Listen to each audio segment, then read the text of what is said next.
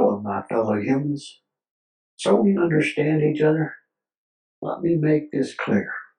I believe in truth and acceptance of it. To me, I'm human just like all of you. I need no further segregation of that true fact. I believe all humans are entitled to equality for the personal sovereignty of their minds and bodies, in the pursuit of being their own personal king, becoming the best version of themselves possible. I'm personally quite fond of Socrates and the Socratic method. His belief that life should be spent in the virtuous pursuit of knowledge, happiness, and brotherhood. Welcome to Outside the Box with CB.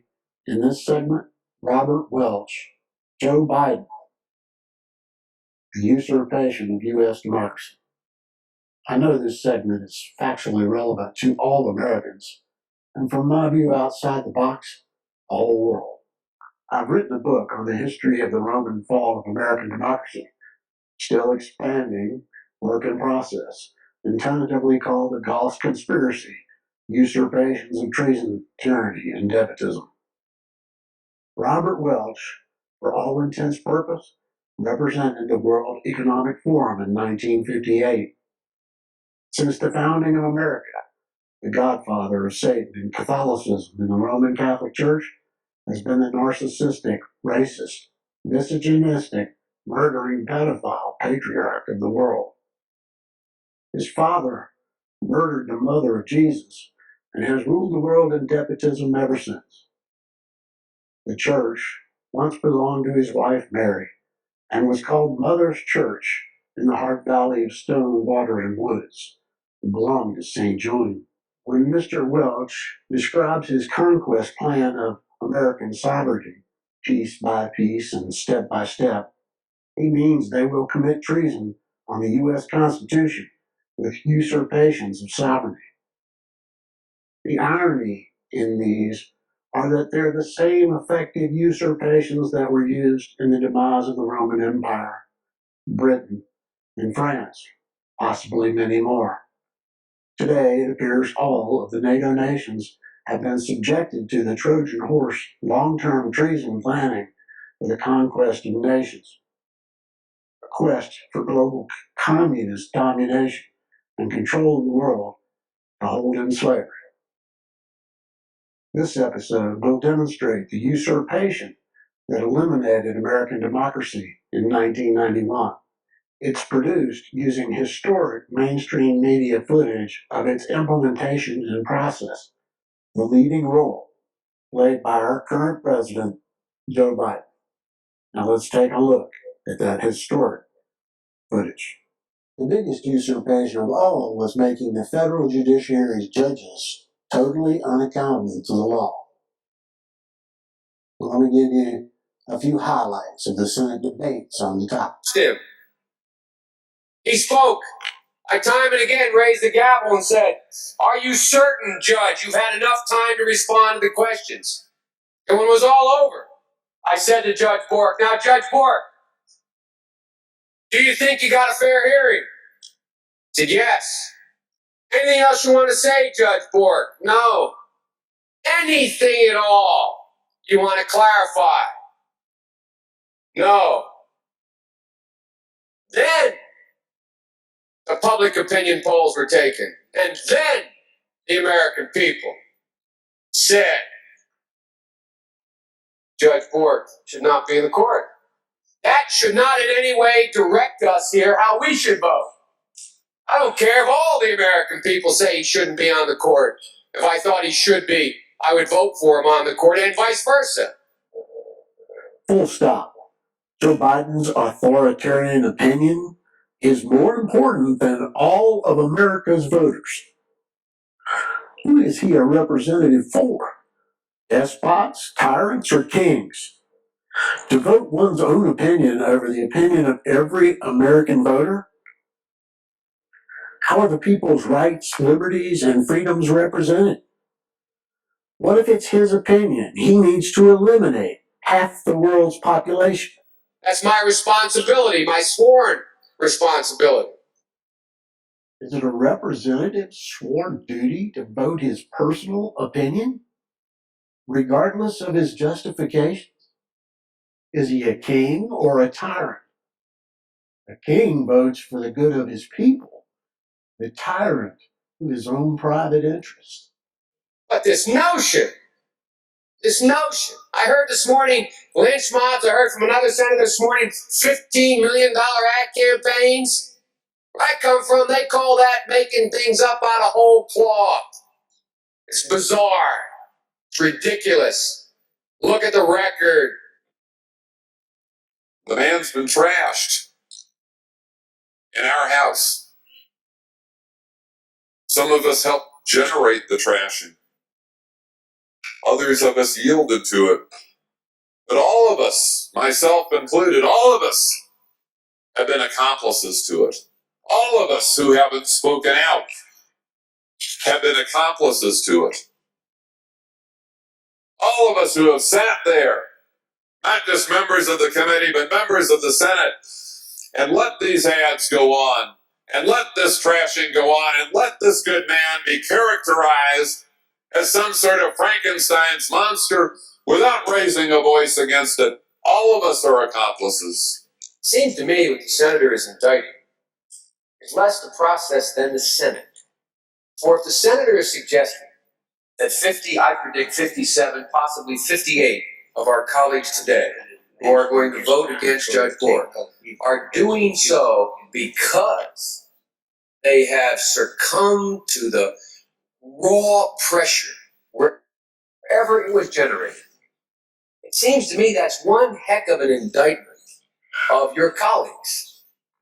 Because if you insist that that's the reason they're voting why they did, not because of the caliber of the testimony and the people who testified against him, not because of his record, then it seems to me that the indictment is not so much of the system, but the indictment is of the lack of courage of individual members of the Senate. And that, to me, is an awfully strong indictment.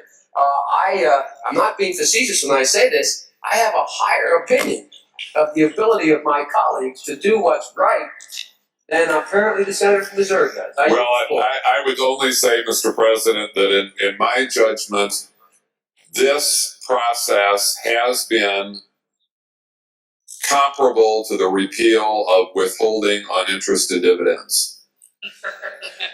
Oh, comparable to the repeal of taxing oligarchs, interest and dividends. So, aiding and abetting the deep state's 1%. Did you hear the senator laughing at that? In judicial form, really. Did you get comprehension of the graft? They're going to hand power of justice, off to the oligarchs' deep state 1%. Deep state's 1% will get legal justice benefits, or injustice served at the expense of the 99%, their constituents. Just as they did with interest, dividends, and lower corporate taxes, they stuck it to the middle class, and the lower class are eliminating justice on their behalf because it was expensive. And did we at that time hear from our constituents? Yes. And did we decide the issue on the basis of what we heard from our constituents? Yes, we did. Really? Which constituents wanted repeal of the interest and dividend taxes on deep state's 1%? And does that apply now? Yes, it does. And are we politicians? Yes, we are. And is that an indictment of members of the Senate? Maybe. And that, to me, is an awfully strong indictment. Yes, it is absolutely an indictment of the Senate, Senator Danforth, especially at this very moment, debating an act of treason for the deep state. The 1% justice. This is the death of a representative government. Maybe, but I think it's an accurate description of what happened. And that, to me, is an awfully strong indictment. This is a complete acknowledgement the Senate provided the oligarchs of the deep state exactly what they paid to get from their corrupted politicians. For graft, they'll represent the 1% interest over the interest of every other American. Biden's words. Judge Bork should not be in the court. That should not in any way direct us here how we should vote. I don't care if all the American people say he shouldn't be on the court. If I thought he should be, I would vote for him on the court and vice versa. That's my responsibility, my sworn responsibility. But this notion. Full stop. Joe Biden's authoritarian opinion is more important than all of America's voters. That is not representative government. That's authoritarian dictatorship. I'd like to point out this is a very important lesson from King James. Not just for the virtues of running a kingdom, but for enlightenment in being a king to yourself. Every individual should reign over their own personal sovereignty, morals, principles, virtues, knowledge, happiness, brotherhood, values, and human rights. Joe Biden is claiming his duty is to vote his personal opinion rather than the will of the American people. Is his opinion biased by his personal desires for personal and private reasons? Is he a king or a tyrant? Why did his partner in crimes, John Danforth, call him Mr. President? Why do people lie, and how commonly? That's how common it is for an individual to be led by a despot or tyrant and not the king they should be for themselves and their countrymen. You trust a liar, a fraud, a traitor, and choose to be a slave to their despotism?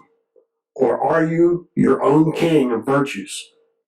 I think what we really have to determine, and I hope the American people now understand, that the real debate has been over the proper philosophy of judging. So what Senator Dole just informed us was what the Senate really has to determine, and Senator Dole hopes the American people understand. And what the American people really need to understand is this is the only 1-minute clip where the actual substance of this debate is ever mentioned and not obfuscated just as the discussion was between Biden and Danforth, partners in numerous criminal acts of treason. And debate about whether our course for the future will be charted by unaccountable judges or elected representatives of the people. Senator Dole is telling Americans this debate's about whether the Senate's course for the future will be charted by unaccountable judges or elected representatives of we the people. He spit that real important information out quick and stopped, didn't he? Well, my fellow Americans, do you truly understand what these two options are? Unaccountable judges or elected representatives. Now, my question is two things. How do we lose our elected representatives and get unaccountable judges? Because a judge is required under the Constitution and by due process of law. Constitutional due process requires the central promise and assurance that all levels of American government must operate within the law legally and provide fair procedures. So the first real question is, how do we get unaccountable judges if they're required by constitutional law to provide due process? Judge Bork should not be in the court. That should not in any way direct us here how we should vote. I don't care if all the American people say he shouldn't be on the court. If I thought he should be, I would vote for him on the court and vice versa. That's my responsibility, my sworn responsibility. Let me rephrase that for President Biden. It is my sworn duty to vote my personal opinion over that of every other American. It is not my duty to represent their desires. I have a duty to my personal and private opinion, be I despot or king. Others of us yielded to it. But all of us, myself included, all of us have been accomplices to it. All of us who haven't spoken out have been accomplices to it. It's less the process than the Senate. For if the senator is suggesting that 50, I predict 57, possibly 58 of our colleagues today who are going to vote against Judge Bork are doing so because they have succumbed to the raw pressure wherever it was generated. It seems to me that's one heck of an indictment of your colleagues. Because if you insist that that's the reason they're voting why they did, not because of the caliber of the testimony and the people who testified against him, not because of his record, then it seems to me that the indictment is not so much of the system, but the indictment is of the lack of courage of individual members of the Senate. And that, to me, is an awfully strong indictment. I'm not being facetious when I say this. I have a higher opinion of the ability of my colleagues to do what's right than apparently the senator from Missouri does. I would only say, Mr. President, that in my judgment, and are we politicians? Yes, we are. And is that an indictment of members of the Senate? Maybe. Maybe. But I think it's an accurate description of what happened. And Senator Danforth, that's an admission. The Senate chose under pressure from the wherever deep state to represent their personal and private interests, supporting the 1%'s private interest over and above the wishes of every other American. So Robert Bork was not confirmed by the Senate. But does that mean the legislative substance of this debate was not implemented? Did we get unaccountable judges? Or keep our elected representatives? The answer is we got a usurpation of treason, eliminating constitutional due process, and giving we the people unaccountable judges, which gave us unaccountable government representatives, or no representation.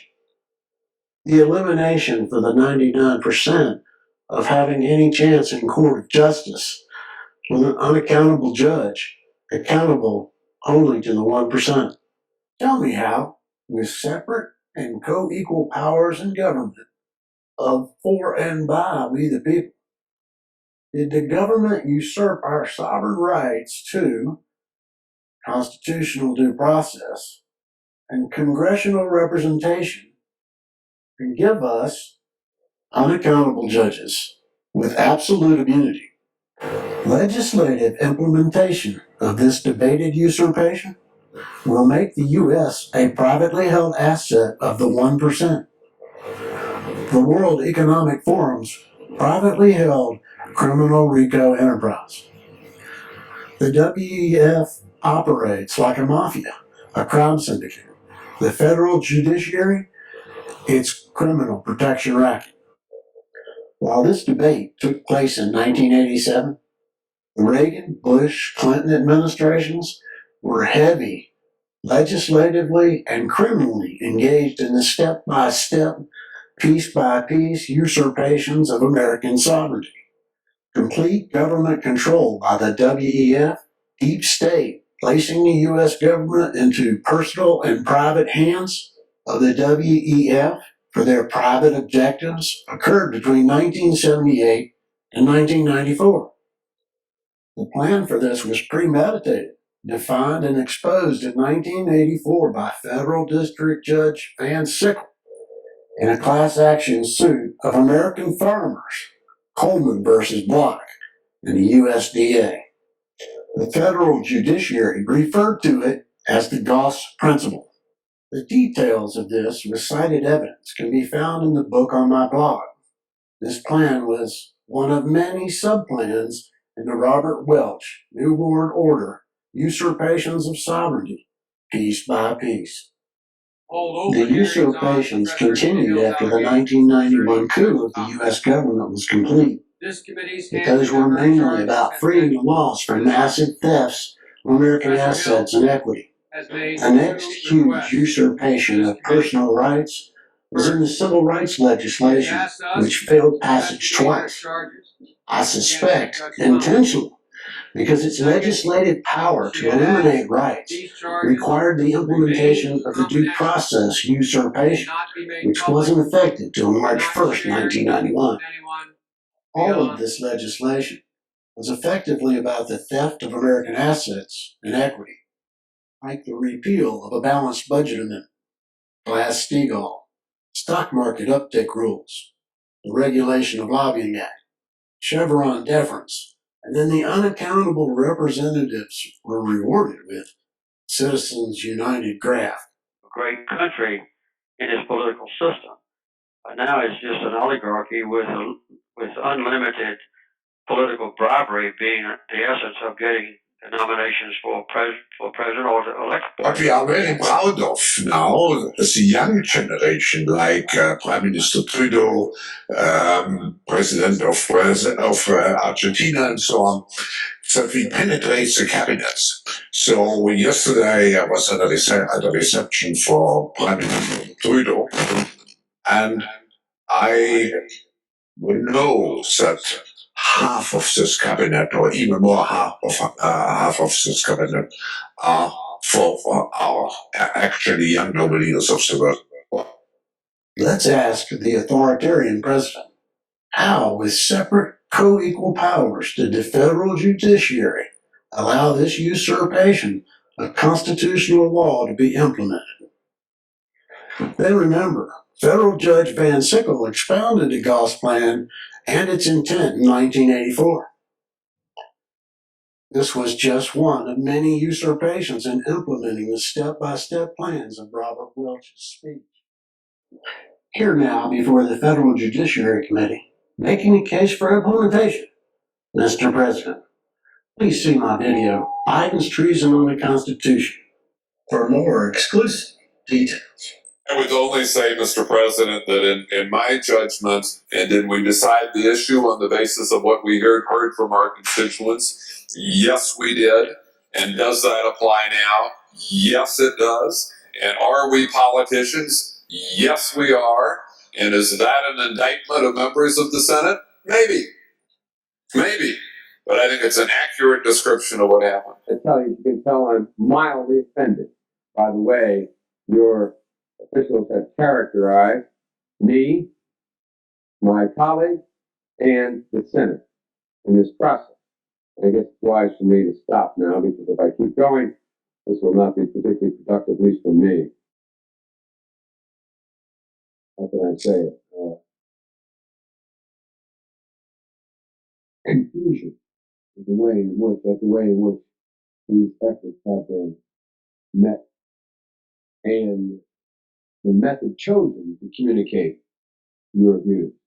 I nonetheless welcome you and look forward to having an opportunity to have you justify your comments about why we are just, in effect, a bunch of politicians making deals up here at the expense of the noble judiciary. Some argue that even though the ideas in the bill are worthy of support and merit, it is inappropriate for Congress to be legislating them, because procedural reform is within the exclusive province of the judiciary. This argument is often quoted in terms of separation of power. In the matter of constitutional law, the argument is without merit. Here now is Ted Kennedy to give us his views on what to expect from passage of the Bork legislative debate when we the people lose our representatives and get unaccountable judges. Robert Bork's America is a land in which women would be forced into back alley abortions, blacks would sit at segregated lunch counters, road police could break down citizens' doors in midnight raids, and school children could not be taught about evolution. Writers and artists would be censured at the whim of government. Senator Biden, it's nice to have you here. As the youngest member of the Senate, the one, therefore, who may expect the longest career there, I wonder if you'd say to us, since it's clear that you're not corrupt and you got elected, why should people think that the system produces corrupt results when there you are? Well, I'm not sure you should assume I'm not corrupt, but I thank you for that, though. The system does produce corruption, and I think implicit in the system is corruption, when in fact, whether or not you can run for public office, and it costs a great deal of money to run for the United States Senate, even from a small state like Delaware, you have to go to those people who have money, and they always want something. We were told that we politicians, as the young kids say, rip off the American public. I think the American public, in a way, rips off we politicians by forcing us to run the way they do. To raise $300,000 is no mean feat. And unless you happen to be some sort of anomaly, like myself, being a 29-year-old candidate, can attract some attention beyond your own state, it's very difficult to raise that money from a large group of people. I'm a 29-year-old oddball. The only reason I was able to raise the money is I was able to have a national constituency to run for office. Because I was 29, I'm like the token black or the token woman. I was the token young person. I went to the big guys for the money. I was ready to prostitute myself in the manner in which I talked about it. But what happened was they said, come back when you're 40, son. I was the CIA director. We lied, we cheated, we stole. It's like we had entire training courses. It reminds you of the glory of the American experiment. Truth is, the Bork debate was about implementing legislative treason. The intent to affect the very outcomes Ted Kennedy told the American people Bork's America would bring. Communism. I believe from Ted's silencing in the Clarence Thomas confirmation hearings, they held some kind of serious gun to his head for his silence, that the evidence is clear he was a supporter of the plan. This was the ultimate major usurpation step in the Robert Welch agenda. Today is Friday, March the 11th, 2022. My brother's birthday.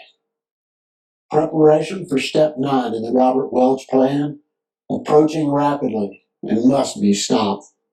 Wake up the sheep. We need all hands on deck. 9. A constant hammering into the American consciousness of the horror of modern warfare, the beauties and the absolute necessity of peace. Peace always on communist terms of. This was, in fact, the death knell of the American democracy, a government proclaiming itself a king, eliminating representation for the 99%, or representative government. To represent a foreign private communist interest, the World Economic Forum, the Catholic Church, and the EU's oligarchs' financial cartel. To completely subjugate Afghanistan. The goal is to use Afghanistan to wash money out of the tax bases of the United States, out of the tax bases of European countries, through Afghanistan, and back into the hands of a transnational security alliance. That is the goal. I.e., the goal is to have an endless war, not a successful war. How can we have valid judges if they're unaccountable to we the people? Without due process, a government is free to operate as criminally as it wants. Carry the higher tax burden for the country without health care? Watch as the country's assets are consolidated in corporate consolidations until the World Economic Forum corporate holdings own it all, too big to fail. No accountable judges, no representation, no representatives. Is it possible to have a valid or accountable president? Not since March 1st, 1991. Have our executive, legislative, judicial officials been concealing and perpetrating a fraud on the nation? For how long? By my analysis, 246 years to date. This was 246 years of grand theft larceny and treason on a scale the world has never known. There's some cult and indoctrination processes evident in the American history. The most interesting thing about this cultural operation is they telegraph or openly present their planned course of action. When you begin solving their puzzle, some famous quotes are keys. The Constitutional Convention appears to have been scripted to lay out the plan and our solution. This quote of John Adams is not a warning, but the premeditated gunpowder plot. That, my fellow humans, is the reason why Montesquieu termed this ancient Ponzi scheme nepotism, and why George Carlin says they call it the American dream, because you gotta be asleep to believe it. I've been trying since 2013 to stop this plan's agenda. Justice Louis Brandeis said, "We can have democracy in this country, or we can have great wealth concentrated in the hands of a few. But we cannot have both." I hope with this take from outside the box, you see how our government traitors usurped our Constitution to concentrate wealth in the hands of a few oligarchs. Justice Brandeis also said our government is the potent, omnipresent teacher for good or for ill. It teaches the whole people by its example. Crime is contagious.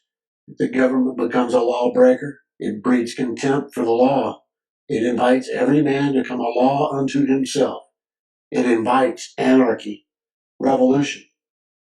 Thomas Jefferson told us, when a long train of abuses, step by step, piece by piece, and usurpations, pursuing invariably the same object, reduces us to absolute despotism, it is our right, it is our duty to throw off such governments and provide new guards for our future security. This was Biden's usurpation of we the people's representation and implementation of a government representing a special class of people, the interest of the World Economic Forum's 1%. Here's a little food for thought from Socrates and a little food for thought on Socrates. And this, I hope you consider this a bad place for humanity to spend the next 5,000 years. The American people have not had a representative government in more than 30 years. As representatives chose to stand for that one special class, the World Economic Forum's 1%, and its interest over the interest of all other Americans. After more than 30 years, is it not time to honor John F. Kennedy with the glorious revolution? Thanks for watching this episode of Outside the Box with CB. Peace and power to the people.